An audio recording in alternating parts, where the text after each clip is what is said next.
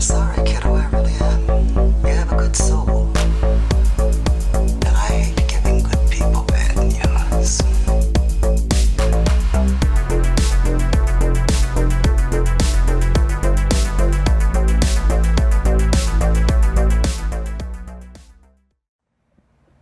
He's Tony, I'm Mike. Today we are viewing 1983's Eddie and the Cruisers. McCoy's Chevy convertible went off the Raritan Bridge. Its driver was Eddie Wilson of Eddie and the Cruisers. His body was never found. Frank, what happened that last night at the recording studio? The night that Eddie died. There's no way on earth I'd go into that with you. Last night, there was a car sitting in my driveway. Just like Eddie's. It blinked the headlights high and low and high again. Just like Eddie. Eddie? Stop!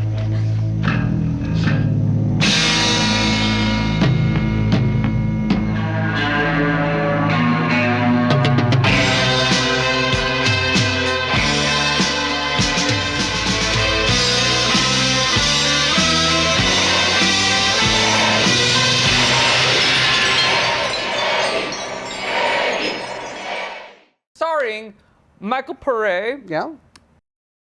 Tom Berenger, Joe Pinty, whatever his name is, Pangioli. Cypher from The Matrix. Ignorance is bliss. Ellen Barkin. Yes, Ellen Yeah. Barkin, yes. And then all the band members in this, you'll recognize almost all of them, but none of them are, they're like lesser William Fichtners. They're in a bunch of different movies, but you'll be like, oh yeah, I know who that is. Yeah. What's his name? Oh. So to kick this off, Ellen Barkin is a reporter, and she's cooking up this story. I shouldn't say cook up the story, but pitching the idea of, hey, Eddie and the Cruisers had this great breakout album in the 60s. Eddie had a mysterious death, and they were working on this album, Seasons in Hell, but nobody knew what happened to the tapes. Yeah. I went to Satin Records yesterday. I figured that the master had to be sitting in their vault. I wondered why they never released this album. Someone checked them out on March 16th, 1964, the day after Eddie supposedly died. And that's going to be our hook. The other thing about it is that the record company had just reissued the album, and for some reason it was climbing the charts again 20 some odd years after all this. In the summer of '63, On the Dark Side was the #1 song in the country. It's even bigger now.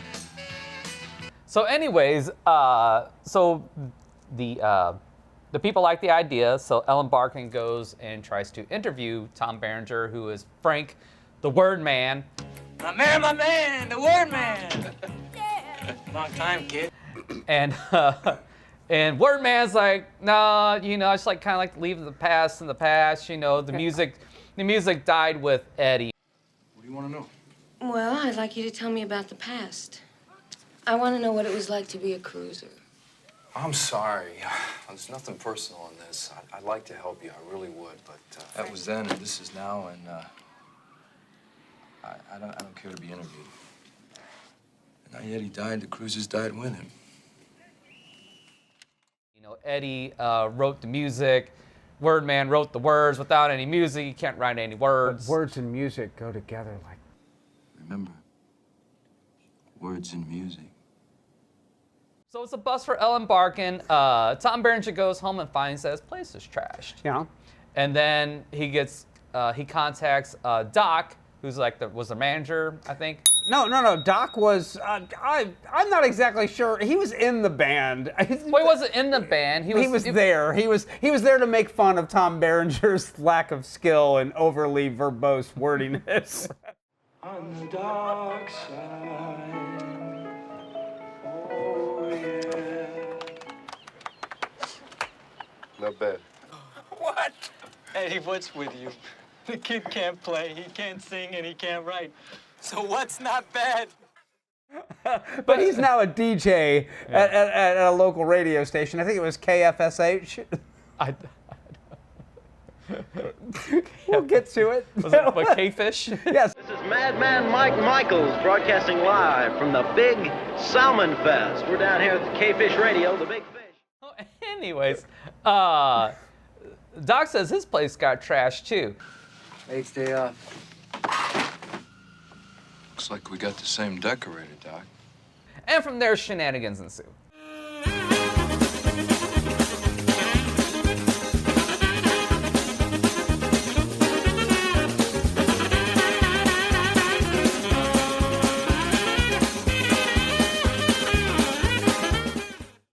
Let's cut to the chase here. This movie is fondly remembered because of the soundtrack. Yes. It's got some banger songs on it. Yes, it does. That at this point, my opinion, are kind of played out.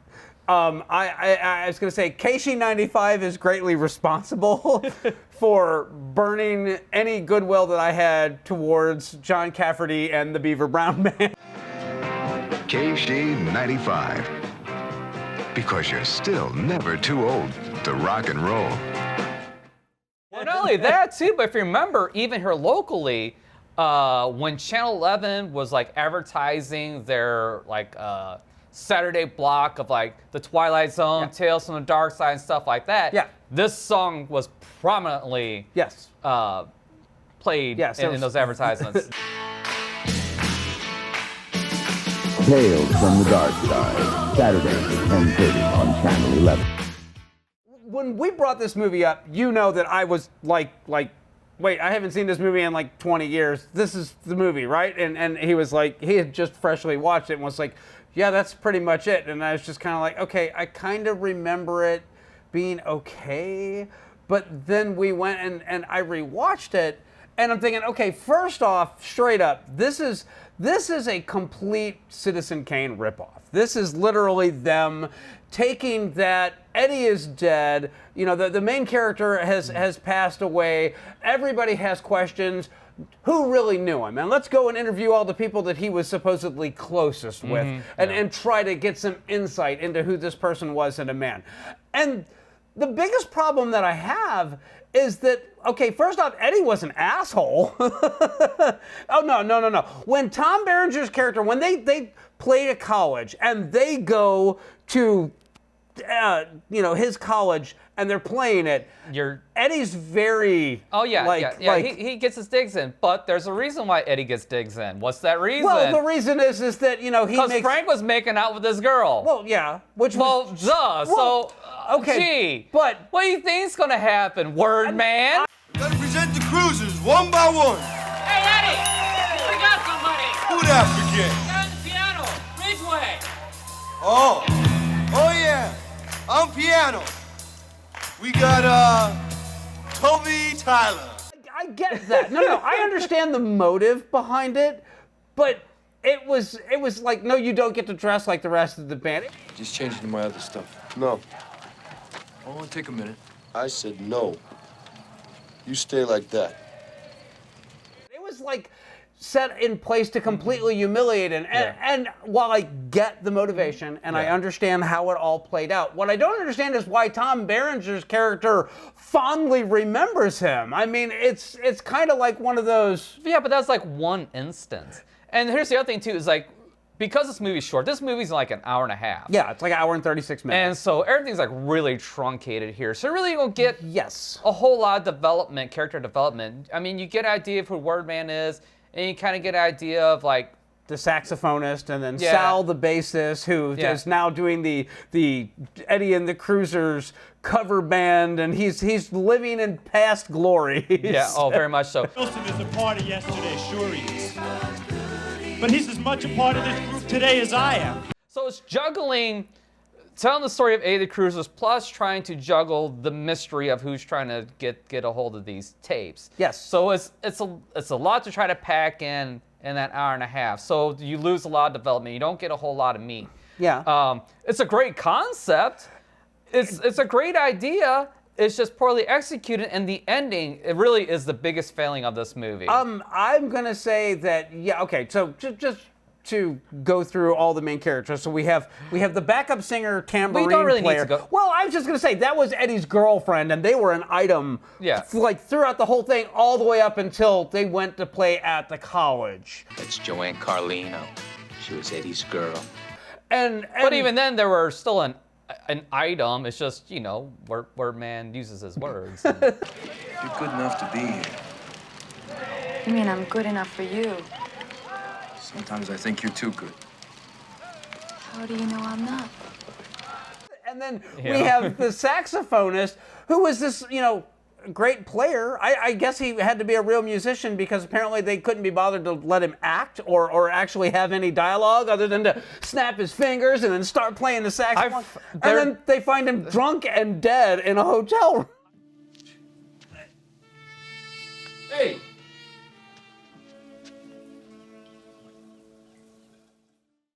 Joe Pentiglione or whatever his name is, however you pronounce Cypher. Cypher. Yeah. You know, he's a radio DJ and he's got a chip on his shoulder because they reissued Eddie and the Cruisers and he didn't see a dime of it. Nothing's what we got on the reissue of the old album, man. After Eddie died, man, I sold the rights all back to Lou Eisen, that bastard. Remember him? Sal's bitter because he didn't get enough of the spotlight. Now that he's actually out there doing his Eddie and the Cruisers cover band, and you know he's basically reliving his past glory, like just big as shit. Yeah. But he's performing it the way he always thought Eddie and the Cruisers should have been performed. Because he wrote this, you know, Betty Lou's got shit in her shoes. Sorry, got a new pair of shoes. And you know they didn't like that. Hold it! Wait a minute! What's the matter? What's the matter? Where you racing to? Where's the fire? You know, it's like, well, we should be playing like this. And he's like, no, I don't want to go that direction. I want to go this other direction. So, well, specifically, he states, you know, people want to dance to this. Yeah. We don't want them to miss a step. Hey, you lose the beat, people miss a step. We want them to dance. And Eddie's like, no, you got to let the music breathe. Yeah. You got to give him a moment. I think he's right. I think it needs a caesura. See? My way with a cesarean. And it's a whole big thing because, you know, the musical pause in the song. It's like, apparently that's enough for Sal and the Word Man to just butt heads through the whole thing. It's if you really analyze it indifferently, it's all pretty fucking silly. Well, I mean, it is, but you've never been in a band either. You don't know how band dynamics work, and it's very fucking petty. They get very petty very fucking quick because everybody wants their creative influence in on something, especially if up until the Word Man showed up, you're one of the more creative forces behind your fucking band. So here comes this dude that can't play but knows fucking words and shit, and he totally tosses your dynamic of your band out of fucking whack. But you're wrong. They want on the dark side. What are we giving them, some damn opera? I want something great. I want something that nobody's ever done before. I blame this on you. It was you. We were doing good till you came along. So I get that because I've been in a band, I understand how that shit works. And yet, ironically, generated their greatest hit. And you know, he wrote his words, and then he played his jam, and then Eddie showed him, no man, this is rock and roll. You got to play it like this. All right, just do that. Just do that. Just do that. All right. See what I'm doing? Do it like I'm doing it. It's rock and roll. Yeah. You got it. Yeah. All right, and then naturally, you know, Doc, he's got to pop in with the saxophone. And no, the that's next not thing, Doc. I'm sorry, not Doc. It's I forgot his name. Whatever his the name saxophone is. player. Yeah. Yeah. You on vacation or what? You know they're gonna sing it from the love.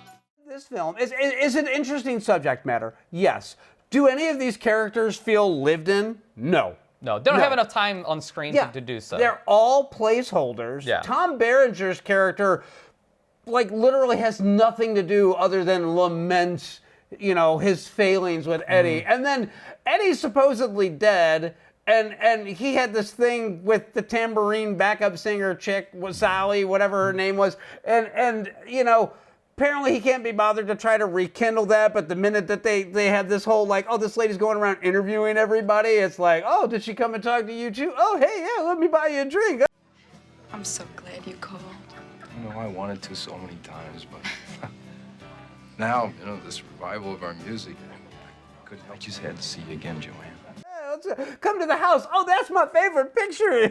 It's me with Eddie with his arm around me and you standing over in the corner. It's almost like a metaphor for this whole movie.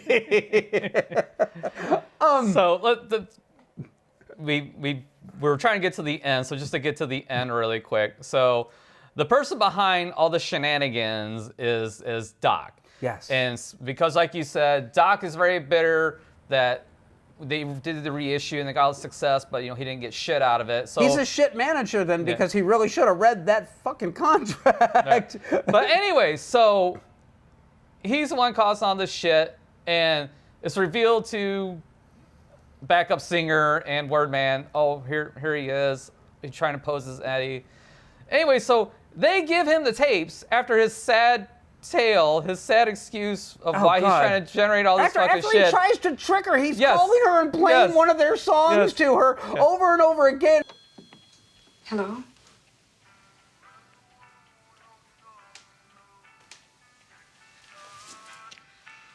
And then he's like trying to act like he's Eddie. He's like, hey, baby, yeah, I'll be there to pick you up. And Tom Berenger just happens to be there when this happens.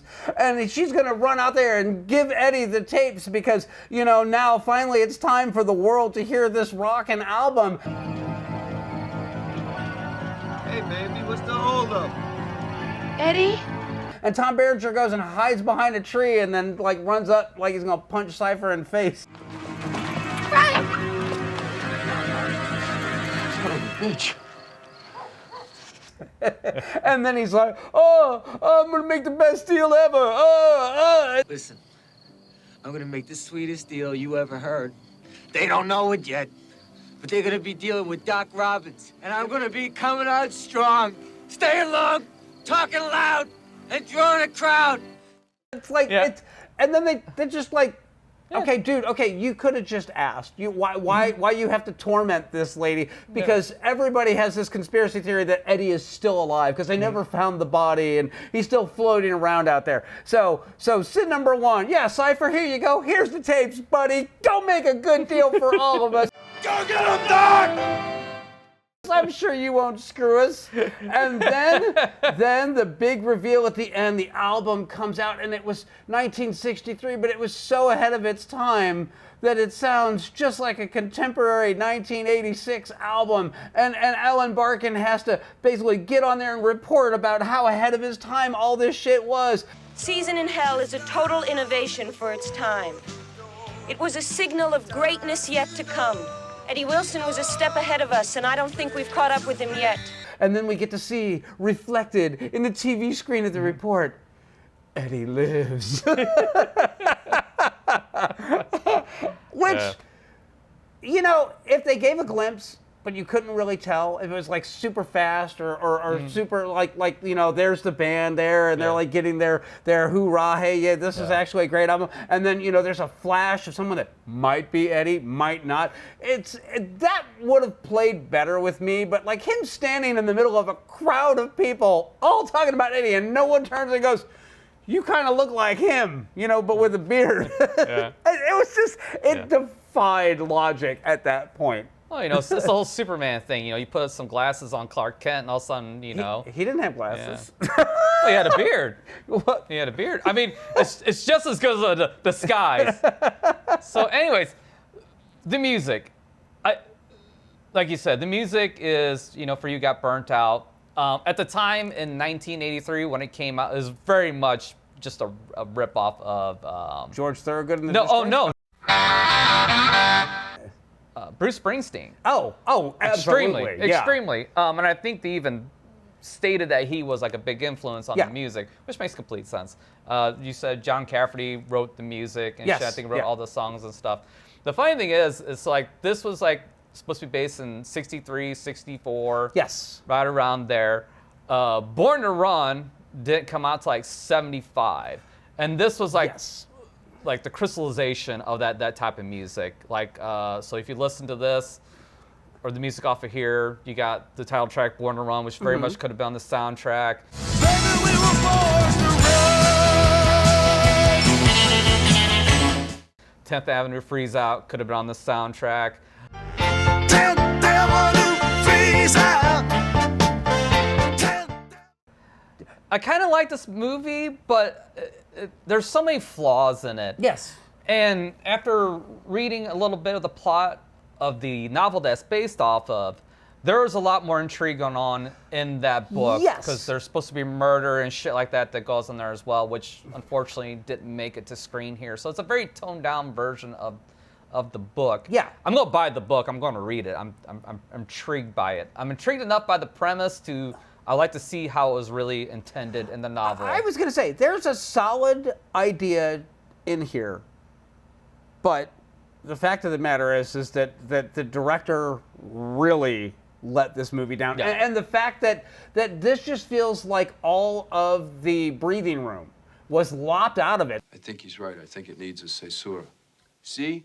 My way with a cesarean. That it feels like a really bad episode of VH1 Behind the Music. I mean, at the end of the day, that's really like how this kind of comes off. And the other thing is that it's very, reliant on the Doors, and Jim Morrison and Elvis Presley, and oh no, he's still alive. I saw him shopping at Walmart in Kentucky. It's like, you can't, 'cause Elvis is dead.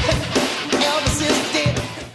I get all of that, which is why this never feels fresh to me. It doesn't feel original. It feels wholly like we took all of the tropes of what it is to be a rock legend. We threw it into a blender. We shat out a script as quickly and as hard as we could, and we hoped it would solidify, but it was runny. It was rushed. Make them quick because we're already past our 15 minutes. So, well, I was going to say, I found good stuff on here. So the budget for this film was $5 million. Its box office was $4.7. Okay. It made $1.4 million on its opening weekend. Okay. It was then pulled out of theaters after 3 weeks. But then something happened. The music hit, and originally, it actually peaked at number 64 in September of 1983. Okay. So then it kind of fell off the charts, and then it landed on cable because they had to do something with it. And because it landed on cable, all of a sudden people started watching this film. And then after its cable, it was first off re-released, and then second off, the album for this actually, the song Dark Side wound up hitting number 7 on the Hot 100 and number 1 on the Billboard rock charts.